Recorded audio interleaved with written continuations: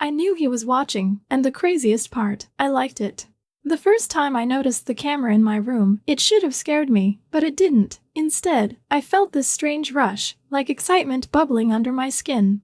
It happened completely by accident.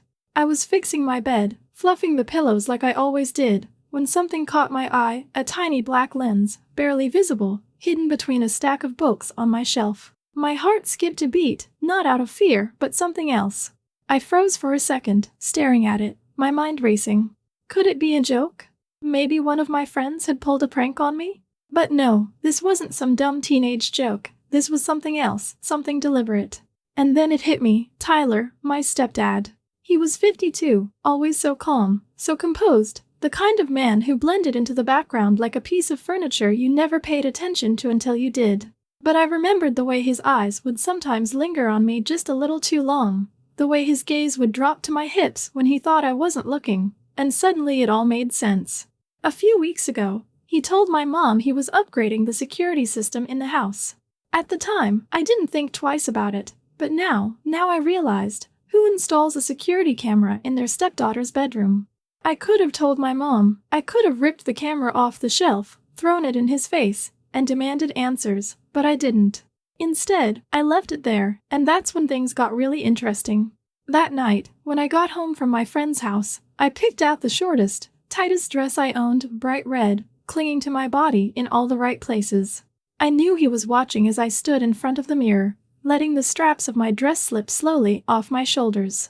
I brushed my hair, leaning forward just enough to give the camera a perfect view of my curves. My heart pounded in my chest, but it wasn't from fear, it was from the thrill. This was wrong, I knew it, but with every passing second I felt myself getting pulled deeper into the game. I wanted to see how far I could push him, how long he could pretend he wasn't doing exactly what I knew he was doing. I wanted to know if he'd break, if he'd admit what he was really thinking when his eyes lingered on me at breakfast or when we were alone in the house. The next morning, I woke up earlier than usual. I didn't even bother putting on a robe. I slipped into the kitchen in my lightest, most revealing pajama set. The fabric barely covered my thighs, and the cool morning air sent shivers up my spine. But it wasn't the cold that made my heart race. Tyler was there, sitting at the table with his usual cup of coffee, reading the paper like everything was normal. But it wasn't, not anymore. His eyes lifted, and when they met mine, there was something different in them, a flicker of awareness. He knew that I knew. His gaze didn't drop immediately like it usually did. Instead, it held on me for just a second too long, trailing down my body before snapping back to his coffee cup. And then, with a calmness that sent chills through me, he said, "Madison, you look different this morning." Different, that word hung in the air between us, thick and heavy with meaning. I didn't respond. I just smiled, poured myself some coffee, and sat down across from him, feeling the tension crackle like static electricity in the room. In that moment, I realized this was only the beginning. What happened next? Well, let's just say things got even more complicated, and trust me, you're going to want to hear the rest of this. The next morning, I woke up with a strange feeling. The sunlight crept through my curtains, casting soft patterns on the walls, but instead of the usual calm that mornings brought, there was something different in the air, a tension I couldn't shake.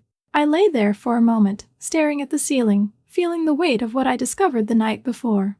The camera, it was still there, quietly recording, watching me even as I slept. I could have ripped it off the shelf the moment I saw it. I could have confronted Tyler, maybe even told my mom, but I didn't. Instead, I decided to play along. I wasn't sure why. Maybe it was the thrill, the danger, or maybe it was the curiosity to see how far he'd go. But whatever it was, it pulled me in deeper.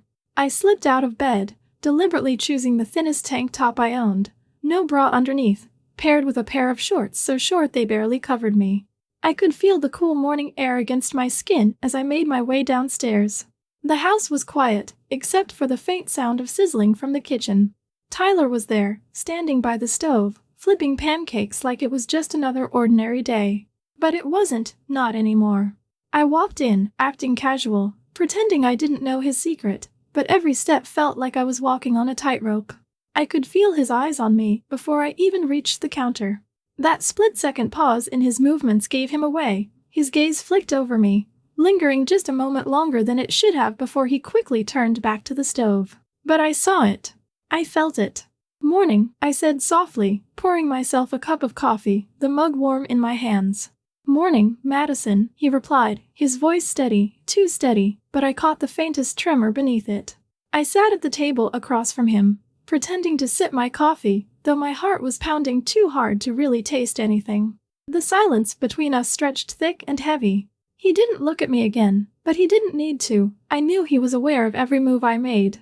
After breakfast, I left the house for my classes, but even as I walked across campus, my mind wasn't on lectures or assignments, it was on him. I kept wondering what he was doing back at home. Was he watching the footage from last night? Was he thinking about me the way I was thinking about him? By the time I got home, the sun was starting to set. I pushed open the front door, and the familiar creak echoed through the quiet house. I knew Tyler was there somewhere, but the house felt different, the air felt charged. I climbed the stairs slowly, my heart beating in my chest like a drum. When I reached my room, I left the door half open, just enough. I pulled off my sweater, letting it fall carelessly to the floor, then unbuttoned my jeans slowly, savoring the moment. I knew he was watching, maybe through the camera, maybe from the hallway, but I could feel his eyes on me. I stood in front of the mirror, running my fingers through my hair, letting it fall over my shoulders. My pulse was racing, but I couldn't stop. I didn't want to. I changed into a soft, loose shirt that slid over my skin like a whisper and a pair of shorts that felt more like an afterthought.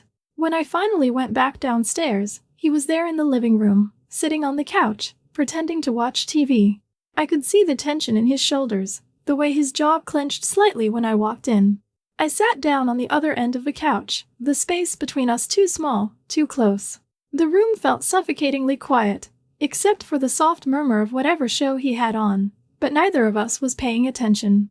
I stretched my legs out casually, letting my foot brush against his calf. It was subtle, almost innocent, but the way he stiffened told me he felt it too. He didn't move away, he didn't say anything, but I could feel his gaze burning into me from the corner of his eye.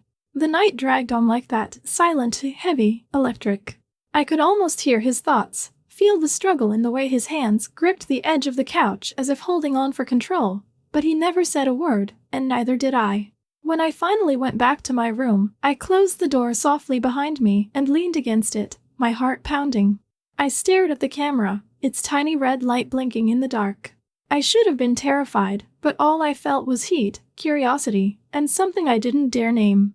This wasn't over, not even close. The next day followed the same rhythm. The tension between us grew thicker, harder to ignore. Every glance, every accidental touch felt like a spark in a dry forest, ready to ignite. I found myself looking forward to seeing him, wondering how far we could push this silent game before one of us broke. That evening, after dinner, I caught him in the hallway. We both paused, the narrow space between us amplifying the tension. His eyes met mine, and for a split second, the air was too thick to breathe. "Good night, Madison," he said finally, his voice lower than usual. "Good night," I whispered, but I didn't move. Neither did he. For a moment, we just stood there, the invisible line between us stretched so thin it felt like it could snap at any second, but it didn't, not yet. As I lay in bed that night, staring at the ceiling, I couldn't help but wonder how much longer we could keep playing this game before everything spiraled out of control. Little did I know, things were about to get even more complicated. A few days after I discovered the camera, my mom left for a business trip. It wasn't unusual for her to travel, but this time it felt different. The moment the door clicked shut behind her, the house felt heavier, quieter, like the walls themselves were holding their breath. It was just me and Tyler now, alone, and I knew this was our chance to test the limits of this game we had started that evening. As if on cue, Tyler suggested we watch a movie. His voice was casual, like it was the most normal thing in the world, but I felt the tension simmering beneath his words. I agreed, pretending I didn't feel the electric charge in the air between us, but I did, every second of it. I changed into something deliberately casual, a tank top just loose enough to slip off one shoulder and soft shorts that barely covered me. When I walked into the living room, he was already on the couch, the TV remote in his hand, flipping through movie options. I settled next to him, close enough to feel the warmth of his body, but far enough to keep the tension sharp. As the movie started, I let my body relax into the cushions, occasionally shifting so that my arm or leg would accidentally brush against his. Each touch was subtle, but the way his body stiffened told me he felt it too. I could hear his breathing change, becoming just a little heavier, a little less controlled. I let my hair fall over my shoulder, exposing the curve of my neck, knowing his eyes would follow, and they did. I could feel his gaze like a physical touch on my skin. "Interesting movie, huh?" I murmured, my voice soft and teasing as I turned my head slightly to meet his eyes. "Very," he replied, his voice low, rougher than usual, but we both knew he wasn't talking about the movie. For a moment, we just stared at each other, the tension between us stretching thin like a rubber band about to snap. But then he looked away, focusing back on the screen, pretending like nothing had happened, but something had, and we both knew it. The next day, he offered to take me to the store. It was such a mundane thing, but the air between us was anything but ordinary. The silence in the car was suffocating. Neither of us spoke, but I could feel his eyes flicking to me every so often as I stared out the window. I wore a short summer dress, light and airy, the hem brushing against my thighs every time I shifted in my seat. When we got out of the car, I noticed the way his eyes trailed down my legs before he quickly looked away, pretending to focus on something else, but he saw, and I made sure he did. In the store, I moved slowly through the aisles, picking up random items, feeling his presence behind me with every step I took.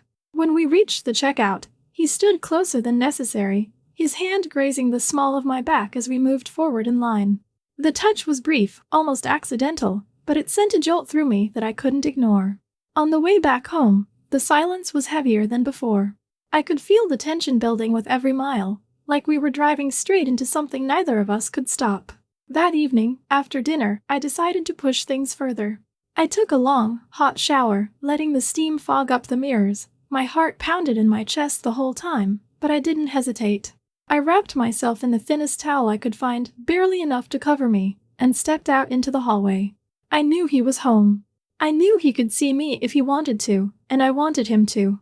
As I walked past his room, I slowed down, pretending to adjust the towel out of the corner of my eye. I saw it. His door was slightly ajar, just enough for him to watch. My pulse raced, but I kept my pace steady, acting like I didn't notice, but I knew he was there. I could feel his eyes on me, tracing every inch of my exposed skin as I walked back to my room. These days were becoming more dangerous. We both knew we were approaching a point from which there would be no return. Evening crept in faster than I expected, dragging with it a weight that settled deep in my chest. The house was too quiet, the kind of silence that doesn't just fill the space, it presses against you. Mom had texted earlier, saying she'd be late at work again. That left just me and Tyler alone. The tension between us had grown unbearable over the past few days, like a taut wire ready to snap with the slightest touch. I stood in front of my mirror, staring at my reflection as I slipped into a thin, almost transparent nightgown. The fabric clung to my skin, delicate and soft, leaving little to the imagination. My heart pounded in my chest, not from fear, but from anticipation. I knew exactly what I was doing, and I knew he'd notice. I could feel the house holding its breath as I stepped out of my room and made my way downstairs. The cool air brushed against my exposed skin, sending a shiver down my spine that had nothing to do with the temperature. The wooden stairs creaked softly beneath my feet, but I didn't hesitate. I wanted him to hear me coming. When I reached the kitchen, Tyler was there, sitting at the table with a glass of something dark in his hand. His eyes met mine the moment I walked in, but this time he didn't look away, not like before. His gaze drifted from my face to my bare shoulders, down the curves of my body outlined by the thin fabric of my nightgown. I felt the heat of his eyes like a physical touch, and my skin tingled under his stare. "Can't sleep," his voice was low, rough, but there was something else there now, something darker. I shook my head slowly, stepping closer, my bare feet patting against the tile floor. "No," I whispered, my voice soft, deliberate.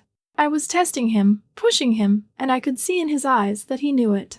I moved to the counter, pouring myself a glass of water, acutely aware of his gaze lingering on me the entire time. The weight of his attention made it hard to breathe, the air around us thick with unspoken words and desires we both knew we shouldn't entertain. When I finally turned around, he was still watching me, his expression an unreadable mask, yet his eyes betrayed a tumult of emotions. I could see the struggle within him, the fierce battle between what he understood to be right and what he deeply craved. With each careful step I took toward the table, I was acutely aware of my surroundings. moving with an intensity of purpose as if I were navigating a minefield filled with unseen dangers lurking just out of sight. Every inch felt significant, and I could sense the weight of the moment pressing down on me like a heavy cloak, wrapping around my shoulders and making it hard to breathe. As I finally settled into the chair next to him, perhaps closer than was strictly necessary, but it felt right in that moment, I felt an almost magnetic pull between us, an invisible force that drew me nearer despite the inherent risks involved. The warmth of his body radiated toward me like a beacon in the dark, creating a palpable tension in the air that buzzed with unspoken possibilities and desires that we both seemed to sense but were hesitant to acknowledge.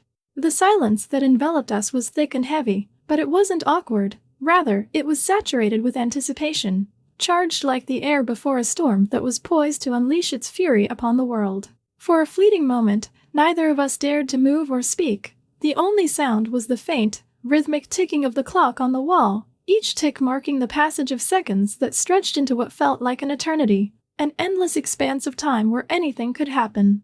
Each tick resonated in the silence, amplifying the tension that hung between us like a taut wire ready to snap under the weight of our emotions. Then, slowly, almost reluctantly, his hand began to move, resting on the table between us in a tentative gesture that felt like a fragile bridge connecting our two worlds. I couldn't help but let my fingers drift toward his, our fingertips barely grazing each other's skin, the contact sending a shiver of electricity coursing through me. The moment our skin made contact, it sent an electric jolt through my entire being, and I noticed him flinch slightly, a flicker of surprise crossing his features, but he didn't pull away. Instead, he seemed to grapple with the sensation, caught in a moment of indecision, wrestling with the implications of what we were doing. "Madison," he whispered, his voice barely above a murmur, as if speaking any louder would shatter the fragile barrier that still separated us, the delicate line we had drawn in the sand. "Do you understand what we're doing?" I met his gaze, feeling my heart pound so loudly in my chest that I was certain he could hear it echoing in the thick silence that surrounded us like a heavy fog. I didn't answer. I didn't need to. The answer was evident in the way I leaned closer, drawn in by an irresistible force, in the way our breaths mingled in the small, charged space between us. The heat radiating from him was suffocating, undeniable, igniting something deep within me that I had tried to suppress for far too long. His eyes searched mine, looking for something, perhaps a sign of permission, perhaps a reason to stop, but he found neither, only an invitation that seemed to beckon him forward. I leaned in even closer, our faces mere inches apart. Now I could feel the warmth of his breath brushing against my lips, warm and shaky, filled with a potent mix of anticipation and uncertainty that made my pulse race. We were teetering on the edge of something monumental, a precipice that could lead us to either bliss or disaster, and the possibilities were both thrilling and terrifying. Just when I thought he would finally close the distance between us, he pulled back suddenly, as if he had been burned by the intensity of the moment, the heat of our connection too much to bear. He stood up abruptly, the chair scraping harshly against the floor, the sound jarring in the quiet room, shattering the fragile bubble we had created. His eyes were wild, filled with a tumult of emotions, something akin to desire, but tinged with regret and fear. "I can't," he muttered, running a hand through his hair in a gesture of frustration and confusion, his chest rising and falling with uneven breaths as if he were trying to regain control over the chaos that had erupted between us. But I could see it in his eyes. He didn't truly want to stop. He just couldn't handle what it would mean if we didn't. He stared at me for a long moment, as if trying to memorize every detail of my expression, the way I looked in that charged moment, before finally turning and walking out of the kitchen. His footsteps echoed down the hall, leaving me alone with the deafening sound of my own heartbeat, which felt like a relentless drumbeat marking the end of something that had barely begun, something that felt like it could have been so much more. I sat there, staring at the empty doorway where he had just been, my body still humming from the almost touch, the almost kiss that lingered in the air like a ghost refusing to depart. My skin felt aflame with the remnants of our connection, my mind racing with a whirlwind of thoughts and emotions that collided chaotically within me, each one vying for my attention. I should have felt relief. I should have been grateful that he had walked away, but all I felt was a burning need for more of the connection, more of the intensity that had just flickered between us like a flame yearning for oxygen, a fire that refused to be extinguished. I knew we had crossed an invisible line tonight, even if nothing physical had happened. The tension, the stolen glances, the almost touching. It was all too much to simply brush aside or pretend didn't exist. Now, this was no longer something we could ignore or dismiss as a fleeting moment. It had transformed into something significant, something that demanded acknowledgement and recognition. With shaky legs, I made my way back upstairs, feeling as if I were walking on unsteady ground, each step a reminder of the emotional turmoil that churned within me. I collapsed onto my bed, feeling the weight of the night settle heavily on my chest like a leaden blanket, suffocating and oppressive. I stared at the ceiling, the events of the evening replaying over and over in my mind like a film I couldn't pause or rewind, each scene etched vividly into my memory, a montage of emotions that left me breathless. The camera's tiny red light blinked in the corner of my room, a silent witness to everything we had done, everything we had almost done, a reminder of the tension that still crackled in the air, lingering like a thick fog that refused to lift. I stared at it for a long moment, feeling the weight of its presence, before finally walking over and pulling it off the shelf with a sense of finality, as if I were making a decision that would change everything. I held it in my hands, feeling the cool metal against my skin, and for the first time since this all started, I felt nothing. I understood now, with crystal clarity, that this was wrong. It had always been wrong. And no matter how thrilling it felt in the moment, no matter how intoxicating the danger was, it wasn't worth it. It would never be worth it, and I had to accept that.